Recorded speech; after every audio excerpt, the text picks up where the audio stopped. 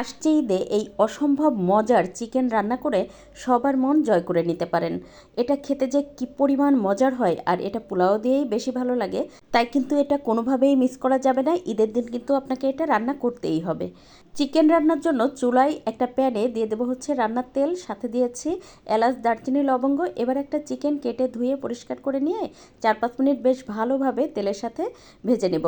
আর এদিকে মশলা বেটে নেব, কাঁচামরিচ, পেঁয়াজ আর রসুন থেতো করে নেব, সাথে আদাটা মিহি করে বেটে নেব। এবার 5-6 মিনিট ভেজে রাখা চিকেনের উপর এই মশলাগুলো দিয়ে দেবো স্বাদ মতো লবণ, তার সাথে ধনে গুঁড়া, জিরা গুঁড়া দিয়ে তারপরে বেশ ভালোভাবে নেড়ে মিশিয়ে দেব। তারপর চুলাটা মিডিয়াম রেখে এটা 7-8 মিনিট বেশ ভালোভাবে কষিয়ে নেব। তো এখন এর মধ্যে দিয়ে দেবো 1 কাপ পরিমাণ দুধ, আর এই রান্নাটা কিন্তু দুধ দিয়েই করতে হবে, তাহলেই খেতে অনেক বেশি টেস্ট হবে। এবার ঢাকনা দিয়ে ঢেকে চুলাটা মিডিয়াম রেখে এটা পুরোপুরি রান্না করে নেব। আর এই রান্নাটা যেহেতু পোলাও দিয়ে খেতে বেশি ভালো লাগে, তাই আমি অন্য একটা চুলায় পোলাও বসিয়ে দিয়েছি। তো এখন নামানোর আগে দিয়ে দেবো গরম মশলা গুঁড়া, আর দিয়ে দেবো 1 টেবিল চামচ পরিমাণ ঘি। তারপরে আরও 2-3 মিনিট রান্না করে এটা নামিয়ে নেব। আর যখন তেলটা উপরে উঠে আসবে, তখন চুলা বন্ধ করে পরিবেশন করে নেব। সাদা পোলাও অথবা রুটি পরাটার সাথেও খেতে অনেক বেশি ভালো লাগে।